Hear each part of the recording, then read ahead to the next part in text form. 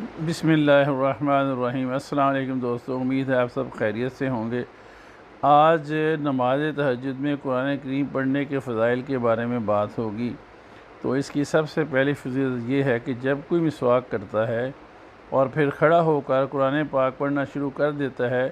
تو اس کا قرآن سننے کے لیے ایک فرشتہ اس کے گرد چکر لگاتا رہتا ہے،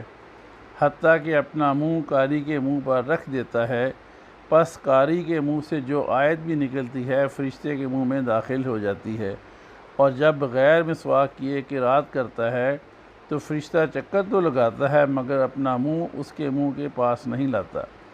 اور دوسری فضیلت یہ ہے کہ جو شخص تہجد کے وقت اٹھے تو کچھ اونچی آواز سے قرات کرے، کیونکہ اس سے سرکش شیاطین اور خبیث جنات دور ہو جاتے ہیں، اور جو فرشتے اوپر ہوا میں یا مکان میں رہتے ہیں وہ کان لگا کر سنتے ہیں اور اس کے ساتھ نماز میں شریک ہو جاتے ہیں۔ اور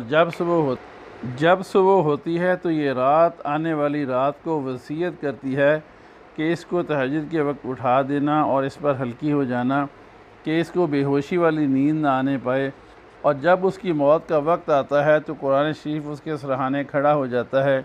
اور جب لوگ اس کے غسل اور کفن سے فارغ ہو جاتے ہیں تو قرآن مجید اس مردہ کے سینے اور کفن کے درمیان میں آ جاتا ہے، اور جب وہ دفن کر دیا جاتا ہے اور منکر نکیر آ جاتے ہیں تو قرآن شریف باہر نکل آتا ہے اور میت کے اور ان دونوں فرشتوں کے درمیان میں آ جاتا ہے۔ وہ دونوں فرشتے قرآن سے کہتے ہیں تو ہم سے ایک طرف ہو جا، کیونکہ ہم اس سے کچھ سوال و جواب کرنا چاہتے ہیں۔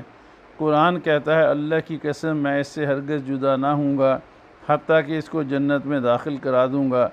اگر تم دونوں کو اس کے بارے میں اللہ تعالیٰ کا کوئی حکم ہوا ہے تو بجا لاؤ۔ پھر قرآن شریف میت کی طرف دیکھ کر کہتا ہے کیا تم مجھے پہچانتے ہو؟ وہ کہتا ہے کہ میں تو تمہیں نہیں پہچانتا۔ قرآن کہتا ہے میں تمہارا ساتھی وہ قرآن ہوں جس نے تمہیں رات کو جگایا اور دن کو بھوکا پیاسا رکھا۔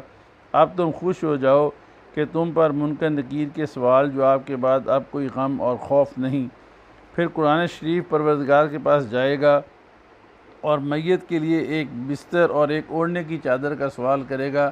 تو اس کو یہ دونوں چیزیں اور ایک نور جنت کا قندیل اور ایک جنتی یاسمین پھول عطا کر دیا جائے گا، اور دنیا کے آسمان کے 1000 فرشتے اعزازی طور پر ان چیزوں کو اٹھا کر لائیں گے۔ ابھی یہ فرشتے راستے ہی میں ہوں گے کہ قرآن ان سے پہلے قبر میں میت کے پاس پہنچ جائے گا اور اس سے کہے گا کہ تمہیں میرے بعد کوئی وحشت تو محسوس نہیں ہوئی؟ میں تو تمہارے لیے اللہ کے پاس برابر سفارش کرتا رہا ہوں۔ اتنے میں فرشتے وہ چیزیں لے کر پہنچ جائیں گے، قبر میں بستر بچھا دیں گے، چادر اس کے پیروں کے پاس رکھ دیں گے اور یاسمین پھول کو اس کے سینے کے پاس رکھ دیں گے، اور قبر کو قندیل سے منور کر دیں گے، اور قبر میں 500 سال کی مسافت کے برابر کشادگی کر دی جائے گی، اور میت کو داہنی کروٹ پر لٹا دیا جائے گا۔